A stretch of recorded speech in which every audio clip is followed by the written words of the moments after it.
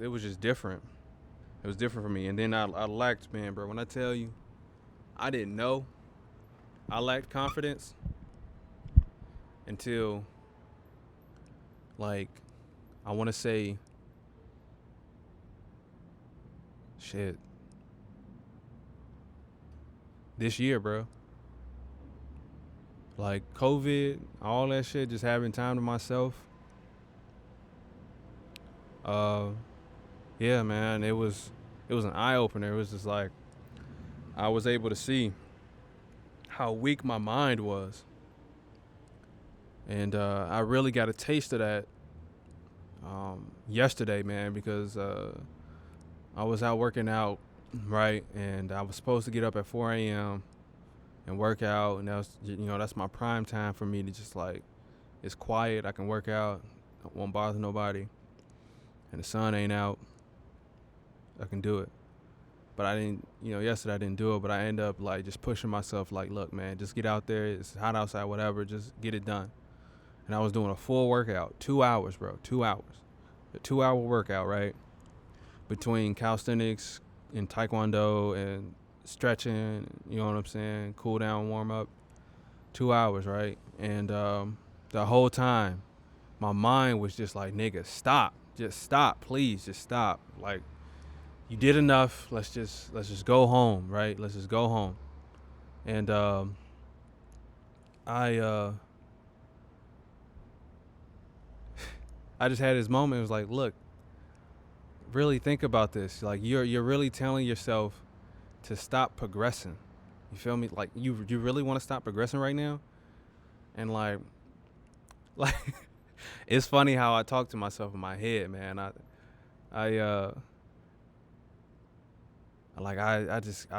man, I am so hard on myself when I think about it, man. I'm just so hard. Like in that moment, it was like, look how weak your mind is, man.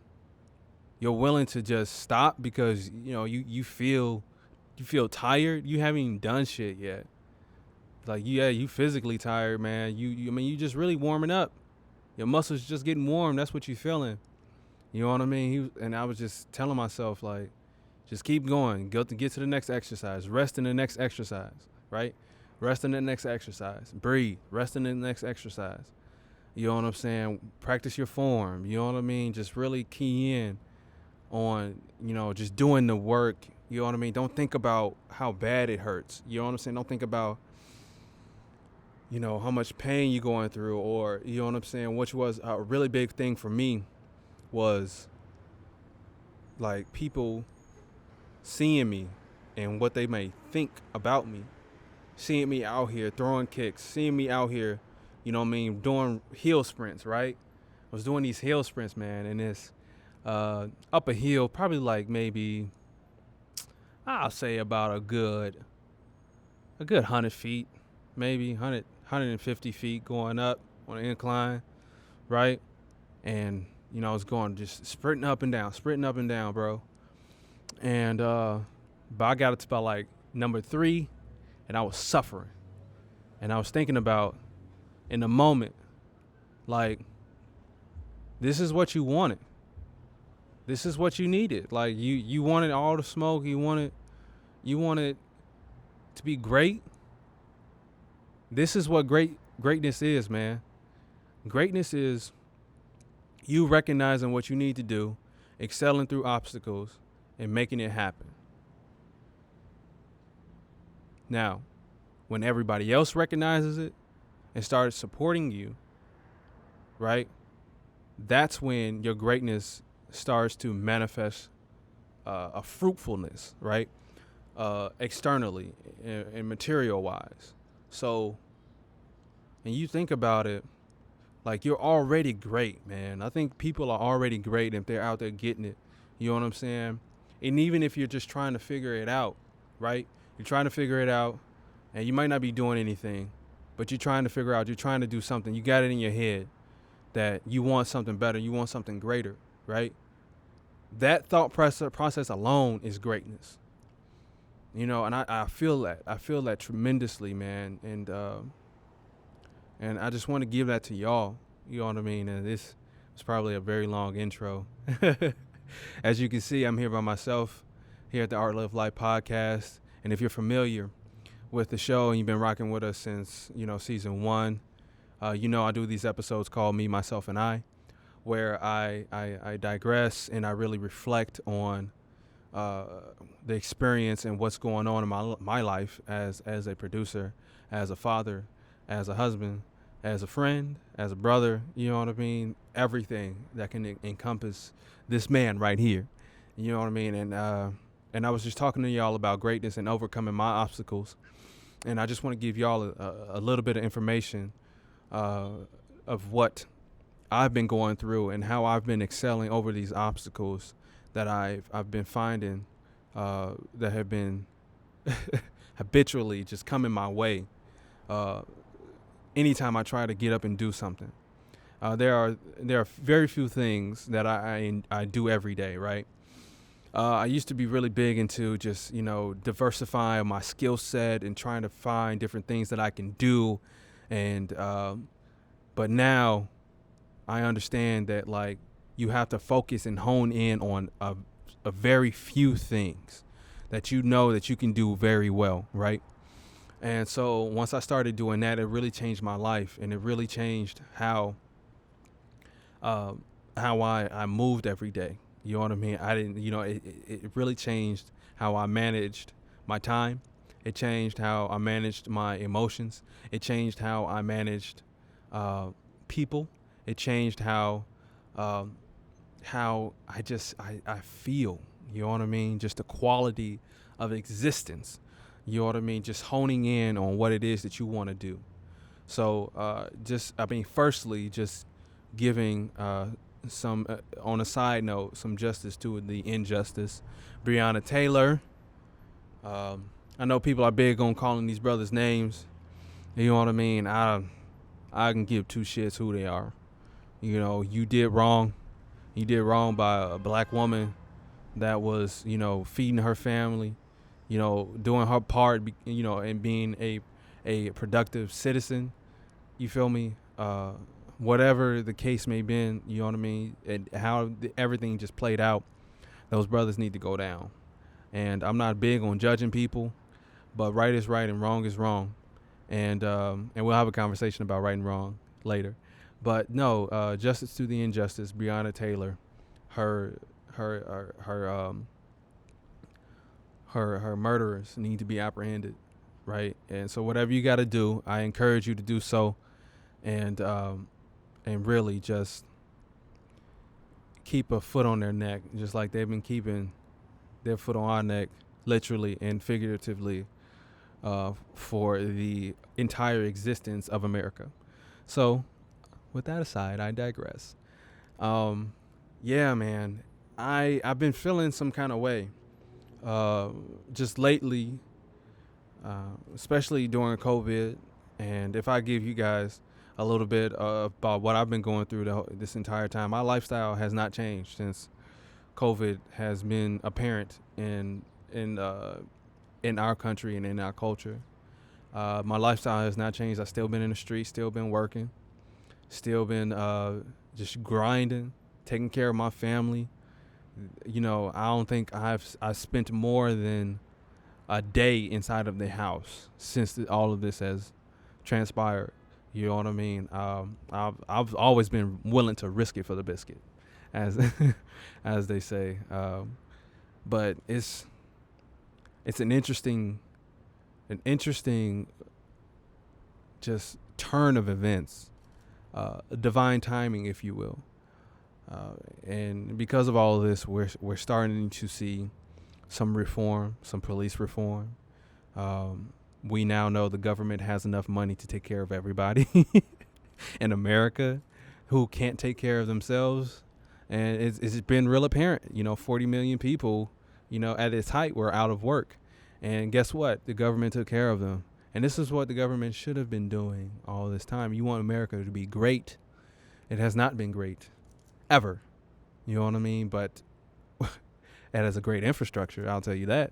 A very great infrastructure, great at capitalism and advertising, but it's a very one-sided relationship. You know what I mean?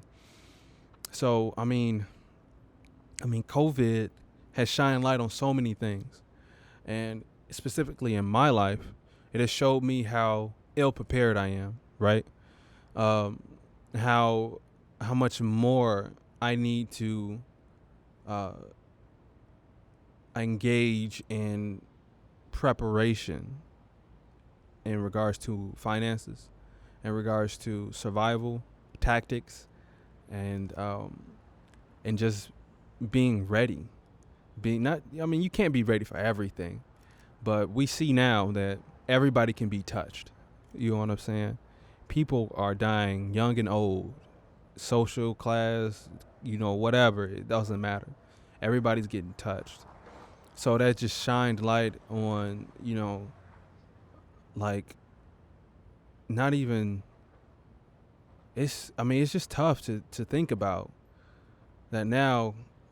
We walking around with masks on. People are not, engaging in physical contact. I'm a lover of love and affection. You feel me? So it's even with my friends. You know what I mean? I love to dap them up, hug them. You feel me? Just and you can't do it anymore. You're just apprehensive. Like I remember I was in the shop the other day and I coughed a little bit. And Muggs was just like, you know what I'm saying? Like, you know what I mean? I was eating chips. You feel me? Got caught in my throat. You feel me? And it just it's funny how when the powers that be, right, that control the media, that control 90, pretty much, not even just the media, 90% of the infrastructure is owned and managed by white people, right? So there is some inherent programming that needs to be done in order for the rest of us to follow, right? And I feel like these masks, all of these social distancing, I feel like a lot of this was planned and placed on purpose for whatever reason. Because I'm heavily into technology and just following technology and following what's going on right now. It just seems like a lot of things are lining up for us to make the technological, not revolution, but yeah, I guess a revolution of technology of sorts. Because we're becoming more symbiotic with technology, and I think COVID, it just made a space for all of these things to thrive in the absence of a heightened mobile society. You know what I'm saying? Not mobile society, but just operation of society. You know what I mean? And for me, it just placed a real value on my time, on my art, on just being a better person, and just really showed me what is essential. What do I really need? You know what I'm saying? Like, what is essential? So I think that, moving on to my next point, I think COVID for black people is going to bring us out so much stronger if this ever gets over and done with, and they figure out a solution or the vaccination or whatever, which I am not taking. But I just think that it's made a way for African Americans to get our voice heard, and for us to become better people, and really just step our game up for sure. So along that, and just as I was thinking as a father, I was thinking about my son. My son his birthday is coming up in September, and I reflect on the labor process, right? I reflect on what it was like, and I think about how fucked up I was after that. I really didn't get used to being a dad or just the idea of it maybe a year after, you know what I mean, my child was born. And not to say I didn't love him. It was something different. It was something, I mean, because I know a lot of emphasis is placed on the woman during that time because they're doing most of the work for sure, and that's a lot of pain and pressure, and I mean it's a life or death situation for the woman, right? And as a man, that's for me. That's when the roles switch, when a man becomes a more of a supporter of the woman in that sense, and the woman is doing all of the hard work. Not to say that women don't come for me, don't do hard work, but I'm just saying in the sense where a man is being more so of the supporter role than as traditionally a woman would be. And it was a very vulnerable moment for my life, man. And I'm used to being vulnerable, and I'm used to just understanding my vulnerability and how that affects me. But in that moment, in the labor process, no one can prepare you for that, and no one can prepare you for what a child, that love, what it'll do to you as a man. You know what I mean? It made me more aggressive, I will say, more protective, more territorial, and more primal. I think I would say, yeah, definitely more primal, because I mean, that love you feel for the innocence of a child, and I look in his eyes and I think about what the world may be once he gets there. You know what I mean? Once he has to make his own decisions, once he has to, fend for himself as a man. It excites me because he's so smart, he's so intelligent, but it just makes me just really sad to think about all of the pain he's going to have to go through, the racism he's going to have to experience, because it's not going anywhere. Hopefully, that'll change. You know what I mean? But just all of the ills and the obstacles he's going to have to face, and I'm not so much as sad because of he's going to have to go through it. I'm more so sad because I don't feel that I'm prepared as a man and as a father to give him the adequate resources that he needs. So, like I was saying, I just kind of, I just feel inadequate as a father right now, and more so as a man, because I know how far off I am, and I'm only saying that because I'm comparing myself to other individuals that are fathers and how well they take care of their sons, and how much their offspring has benefited from them being a high caliber man. And I'm not saying I'm not a high caliber man. It's just for my expectations, I feel like I'm lacking, So I'm working on it, of course. I mean, if you follow me on Instagram, you already know what's up. So, but I mean, aside from that, like as a husband, man, it has been really difficult. And I'm not ashamed to say it. The last 2 years of my marriage has been difficult. You know what I'm saying? Real difficult thing to work through. And anybody that's married know how bad it can get. You know what I'm saying? Depending on the problems that your obstacles you're dealing with or whatever. And I mean, I fucked up. I mean, we both have, right? It's just, I think my idea of a marriage and what I think a good marriage is two people figuring it all out, just figuring it out, whatever it is that you need to do so that your worlds can coexist in harmony, right? And I'm very strong-minded, you know what I'm saying?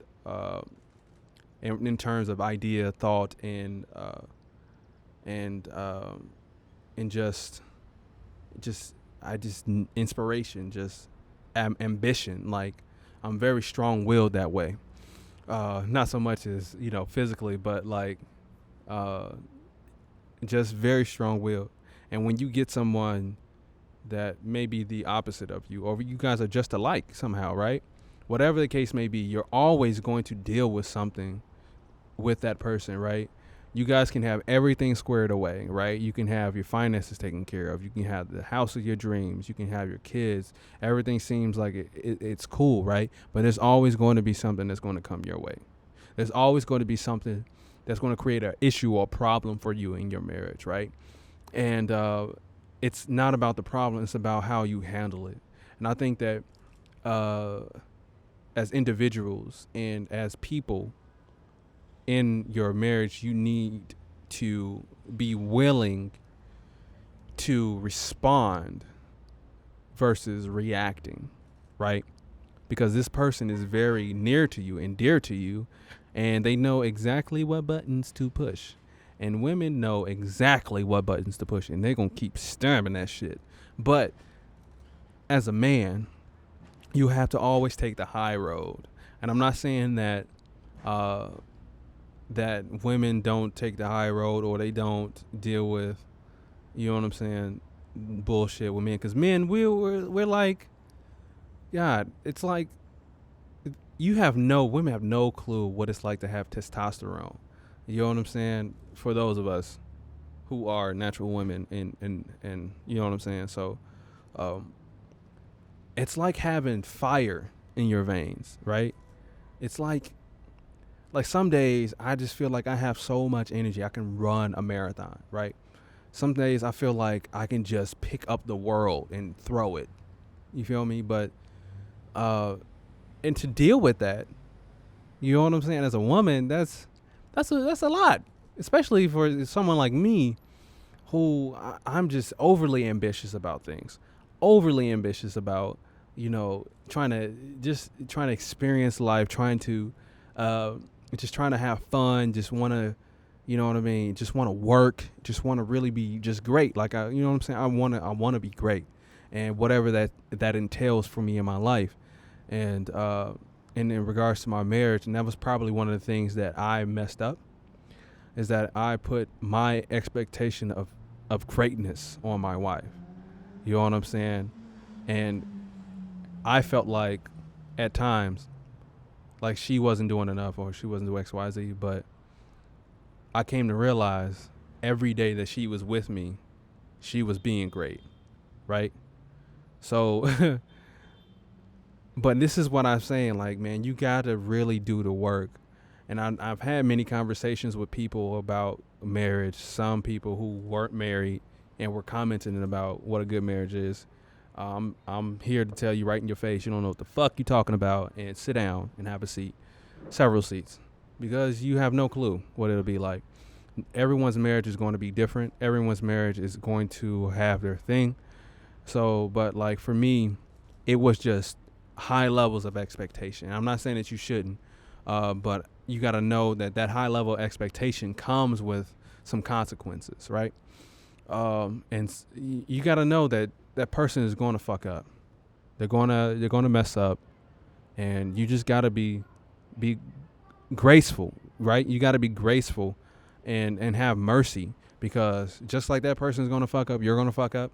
And wouldn't you want that person to have the same grace and mercy that you would have for them, right? And vice versa, and reciprocity. You know what I mean? It's important, because that's supposed to be the one person that you can go to that's not going to judge you for what you did, right? That's supposed to be the one person that loves you unconditionally. Now, let's talk about that unconditional love, right?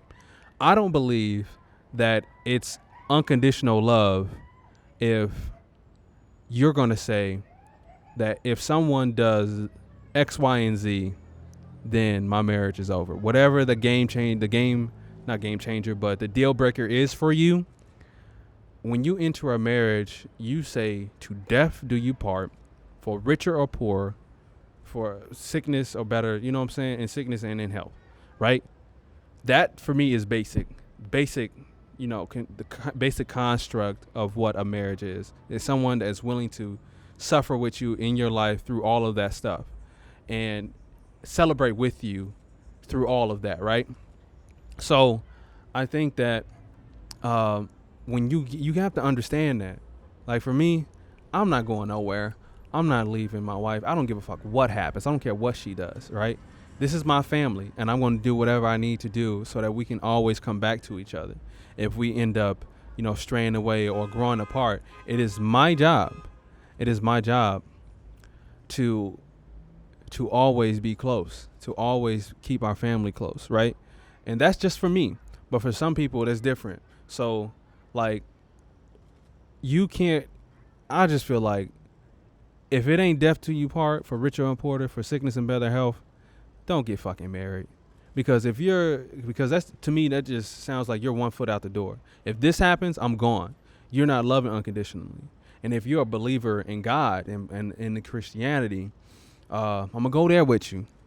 If you're a believer, right, and God loves you through everything, right, but you're not willing to love somebody, you're not willing to love somebody through their shit, right, but God loved you through everything, right, and you can't unconditionally love somebody because of X, Y, and Z, right?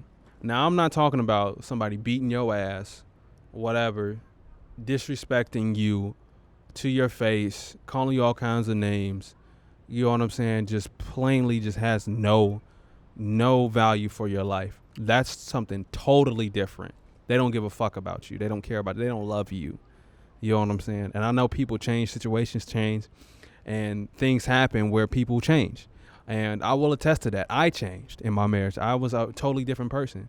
I was a avid practicer of religion and of, I guess, a non-denominational Christianity, I guess you want to call it.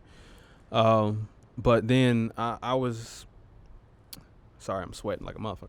But I was on this trail of seeking truth and finding what life really means for me and what the truth is for me and my existence and why I am here, right? And because of that, I found that, the bigger picture, like that we're all in this together, right? No matter what we think or what we feel about each other, we have to exist on this planet together, regardless, right? And I found just a different perspective. I found a different a way of feeling. I found a different way of relating. So, and that caused a big obstacle between me and my wife, right? And it caused us to start to grow apart. And I'm happy to say that things are getting better now. But this is just my point. We were willing to stick it out, regardless of anything, right? I mean, we both have openly expressed that, like, maybe this wasn't, this isn't the right thing to do. Stay together or whatever. But the longer we sat and really thought about it and had conversation and really worked through it and really started to gain an understanding of the other person and how they felt, right? Things started to change, right? So, and my point is, you got to be willing. You got to be willing to go through that shit with people. You know what I'm saying? Especially with somebody that you say that you love, right? If you love this person, then I'm really saying this. If you love this person, right? Death should be the only option for your exit of that marriage. And this is just me. Like, it might be different for you, but don't go into it saying that to death do you part. Don't make that a part of your vows. Don't do that shit, because you're lying to yourself and you're playing yourself and you're playing yourself in front of God if you believe in him. You know what I'm saying? So, I mean, I can talk all day about that. So, but I'm going to move on. In regards to, like, relationships and how you relate to one another. I think this is a good segue and how we relate. You know what I mean? I think all of these things and all of everything that's happening in our social political climate has shined light on how we relate to one another. You know what I'm saying? How we talked to one another. I'm not a big shit talker to people and just just joking and talking shit about somebody. You know what I mean? That's not never been my thing. But I know that that's a thing for certain people, and I enjoy it when I hear jokes. You know what I'm saying? I think I like laughing, right? But I just never been one to do that. So for me, like serious conversation. You know what I mean? That's what drives me, right? Just having conversation. I like to joke and play, but talking about somebody is not. No. So, I think that if we changed how we relate to one another, that would solve all of our social ills. Think about it, like how you think about somebody, how you perceive them.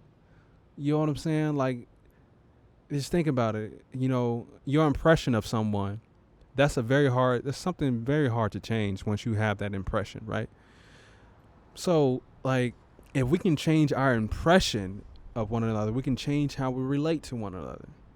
You know what I mean? Because, like I said, we're all in this together, right? It's billions of us, but we're all a part of this thing that is moving in a trajectory that is going where? I don't know, but we're going somewhere. I had a brother, a very intelligent brother, a veteran, who told me, man, people just need to get in tune with a puzzle piece.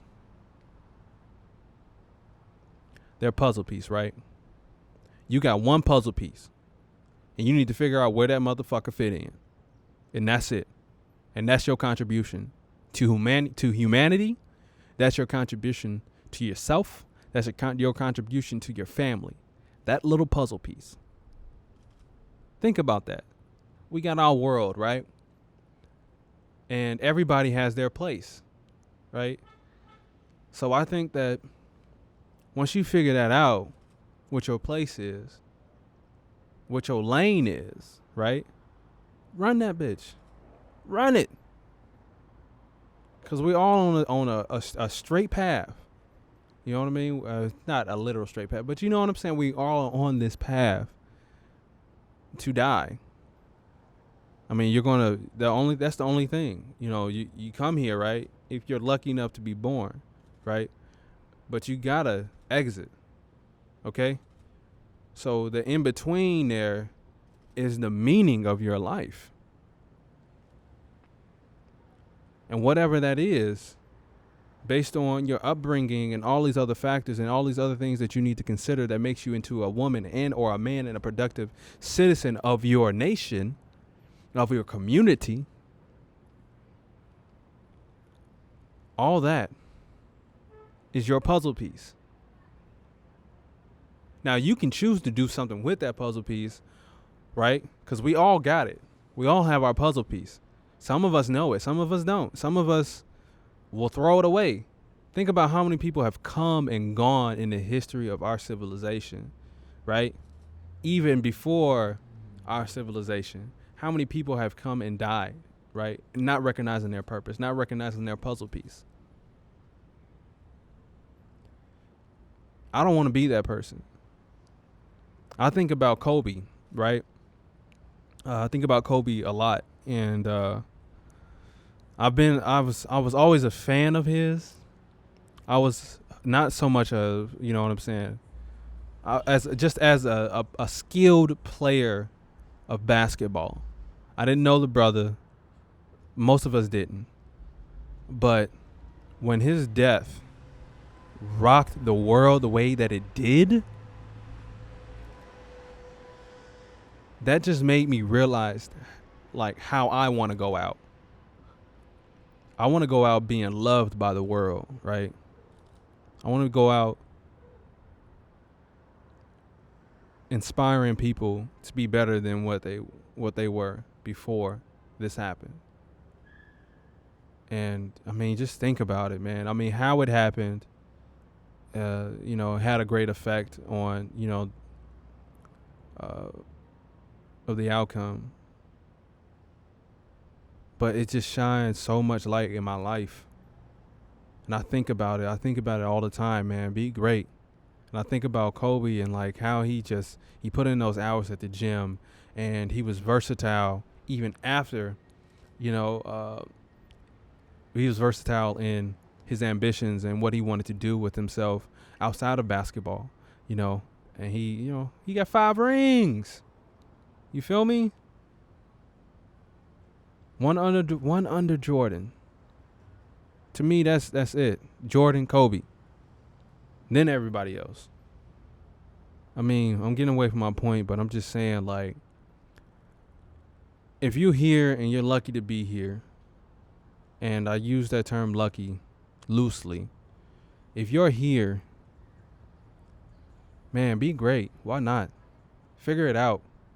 Even if you're the best dishwasher Applebee's has to offer, you know what I'm saying? Be the best. If you the best thief, you the best, white collar criminal. You know what I'm saying? Be the best. You know what I'm saying? Because right and wrong it only lives up here. Only, right? There's a line in Watch the Throne, in the first track, Frank Ocean. I mean, everybody knows it. No church in the wild, right? Think about that. In the wild, there is no right or wrong. There's only kill or be killed. And this society is just a watered down version of that. You know what I'm saying? So I just think that right or wrong, there is no right or wrong. It's just what we think is right or wrong. You know what I'm saying? Like, I mean, obviously, you would think that someone hurting your significant other or your family member, that was wrong. They had no right to do that, right? But what if they were pressed by someone saying, like, if you don't do this, we're going to hurt your entire family. So are they wrong for doing that? So this is what I'm saying. Like, it only exists up here. I mean, that was an extreme example, but I'm just saying, like what we think reality is and what we think it just is all up here, man. And once you can figure out your own mind and figure out what you actually feel and how, like, what just separate yourself from the thought processes of reality and how society would think that you should react, right? Think about how you feel and what really makes a difference to you. And you know what I'm saying? Just really take your own mind into consideration. It makes all the difference. And I contribute to all of this, these things I'm telling you guys from my life experience. And just being an avid traveler and being able to speak multiple languages, not just English, Russian, Japanese, little bit of no, I ain't even gonna lie like that. I was about to say Turkish or whatever, but I wasn't there long enough. But just having all these different life experiences, man, and just having these rich experiences and being able to give them back. That's what makes the difference for me. That's what makes my life mean something. Aside from my family, being here for them, I'll rock for them. I rock for them all day and every day. You know what I'm saying? And just my people. You feel me? Just being there for them, being a hard worker for them. Just being ready and available to help. That makes all the difference for me because I felt like I didn't have that help. You know what I'm saying? I had help.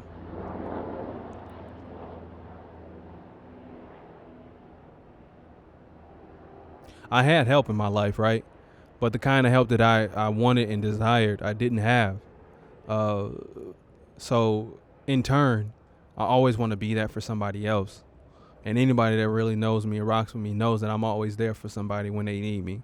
And this is no pat on my back. This is just me just expressing myself. So, I mean, all in all, y'all, this is my reason for living life. And Art Live Life has given me this clarity, right? This clarity of understanding why I'm here. I'm here for everybody else. I'm here for my family. I'm here for my friends. I'm here for my art. I'm not here for me. And nobody is here for themselves on this planet. Nobody is here for themselves. Everybody is here for them, not for them, but for everybody, excuse me. Everybody is here for everyone else. And I think that we need to get back to that. We need to get back to caring about each other, loving each other, being there for each other. Not even in our separate communities or cultures, but just as a whole, supporting the other culture. You know what I'm saying? I think that that's important. So I think I said enough. I do appreciate you guys, and I love you for rocking with me and being here with me on this journey. I got some dope interviews coming up in a few. You know what I mean? So I thank you guys, and I love you all, and I give this to you. I wrote some things down.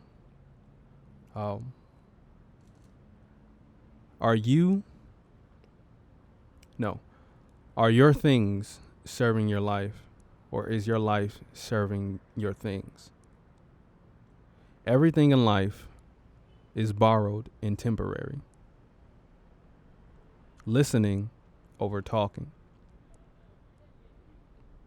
Giving in to negativity makes it real. And again, right and wrong only exist in the mind.